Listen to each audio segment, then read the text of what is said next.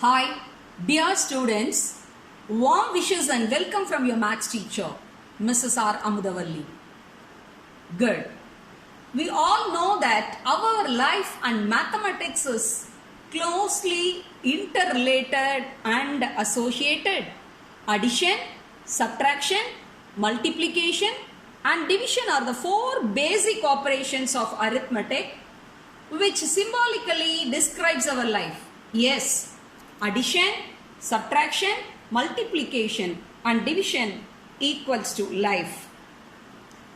In our life, origin of all concepts, real entities, abstract phenomenon in various subjects like language and literature, science and technology, history and geography, civics and commerce and economics, all depend upon the numbers only. Hence, number system play a very vital role in every walk of life.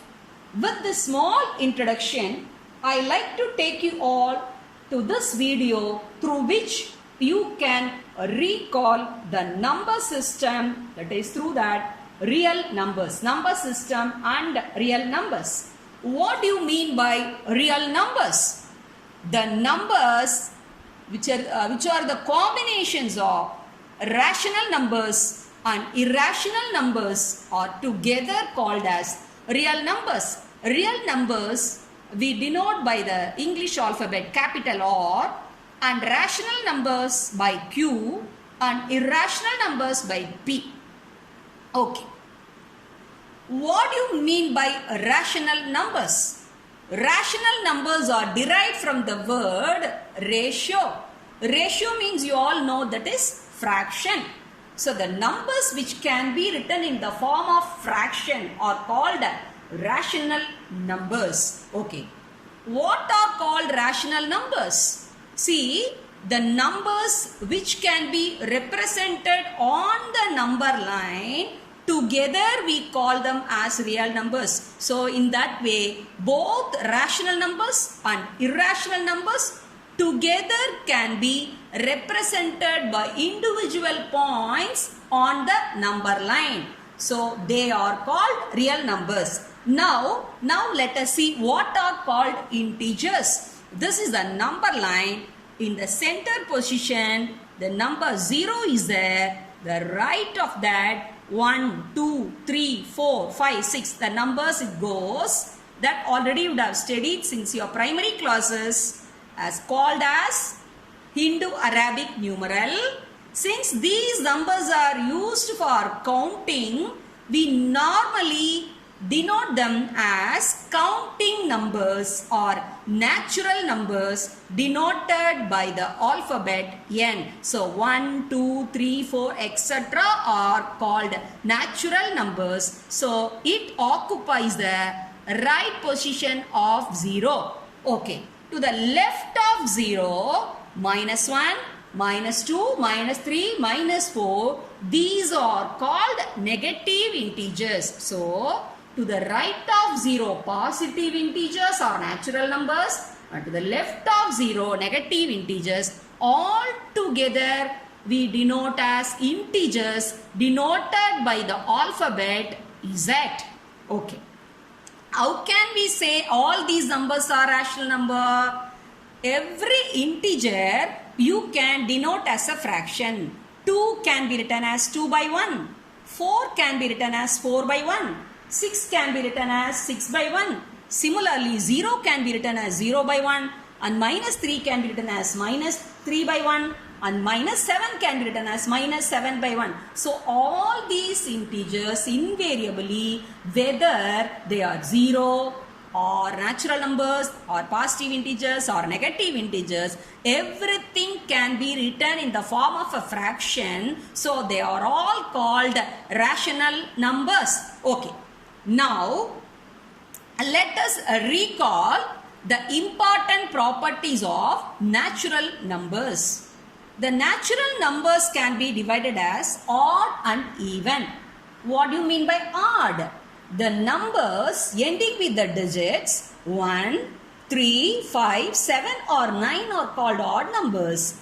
and the numbers ending with the digits 0, 2, 4, 6 or 8 are called even numbers. And natural numbers also can be classified as prime numbers and composite numbers. This is very important concept in mathematics. What do you mean by prime numbers? Prime numbers are the numbers which have one and only two factors. That means the two factors are 1 and that number itself. 2, 3, 5, 7, 11, 13, 17, 19. All these are called prime numbers. Then what do you mean by composite numbers? The numbers which have more than two factors are called composite numbers. 4, 6, 8, 9, 10. Like that it goes on. Okay. Then among these natural number, what about this 1?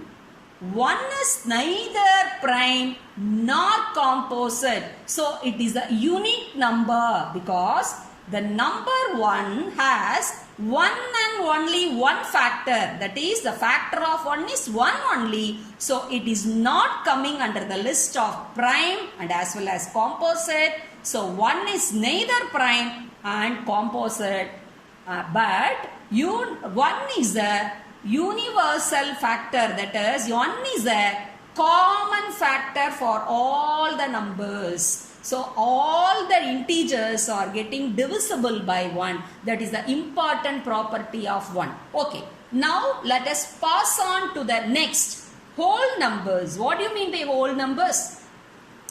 Along with the list of natural number, when 0 gets added, 0 is the number form for no number, for nothing, for abstract phenomenon, nothing.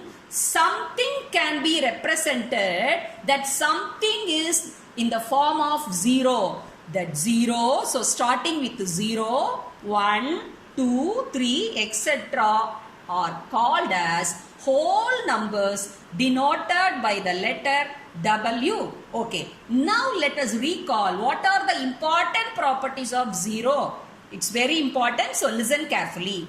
0 is occupying the center position of the number line. Though it is an integer, it is neither positive nor negative. So 0 is not a positive integer. 0 is not a negative integer. So it's neither positive nor negative integer. Okay. Then 0 is neither odd nor even. 0 separately, individually if you take, it is neither odd nor even, but the numbers ending with the digit 0 are called even number since they are divisible by 2. 10, 20, 30, all these are even numbers ending with 0, divisible by 2, so they are even number. Okay. Now let us recall the divisibility of 0. The 0 is divisible by all the integers. 0 is divisible by all the integer, but 0 does not divide any integer, because right from your primary classes you have studied dividing anything by 0 is not possible. It is absurd. It is meaningless. So it's a very important property. Okay. Now let us come to the rational numbers decimal forms. You all know the fraction can be converted as decimals. Here I have written, see here, of 1 by 2 is a fraction that can be denoted as 0.5. It is marked as a point on the number line. And similarly 3 by 2 is a rational number. It is a fraction. The decimal form is 1.5 that can be denoted between 1 and 2. Similarly 5 by 2 is a fraction that represents the decimal form 2.5 lies between 2 and 3. So all these rational numbers can be represented on the number line, and as per their decimal forms it can be divided into two types. This already you have studied in class 9. Okay. What are the two types of the decimal forms of the rational numbers? Number 1 is terminating decimal form. That means these decimals have finite number of decimal places. First, we'll take the example of 1 by 2. In 1 by 2, the decimal form is 0.5. So, here the decimal place ended up with 1 decimal place. 1 by 4, when you divide 1 by 4, that equals 0.25. Here, the decimal ended up with 2 places.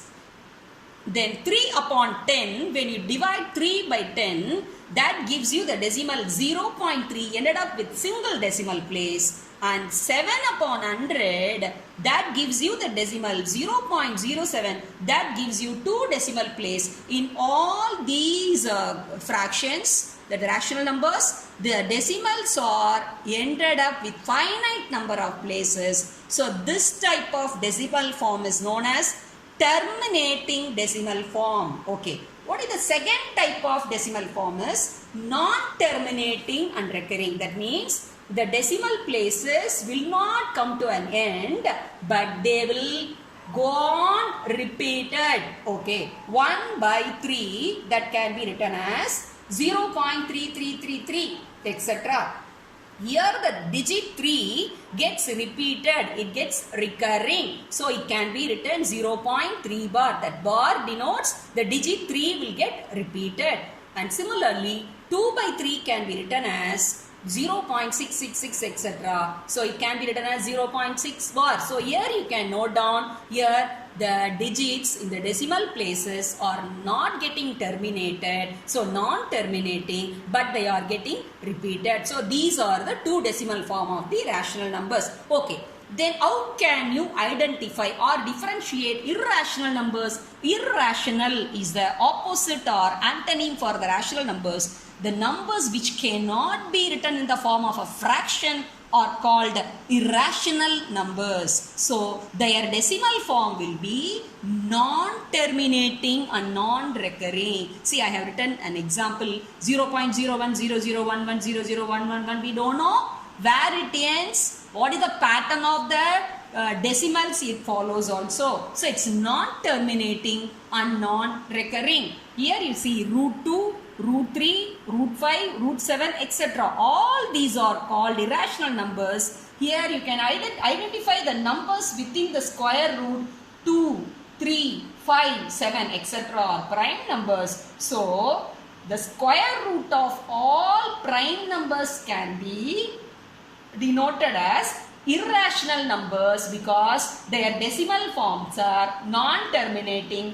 and non-recurring. And pi, a very important symbol in the chapter of circle, that gives an approximate value 3.14, that is also an irrational number. But all these irrational numbers can be denoted as individual points on the number line. For example, root 2, the value is 1.414. So it comes between 1 and 2. And root 3 value is 1.732. So it can be represented on the number line just before 2. And root 5 value is 2.236. So it comes between 2 and 3. Like that, all these irrational numbers now also can be represented on the number line. So this will be very much helpful to you to recall the number system and the real numbers. Thank you, children.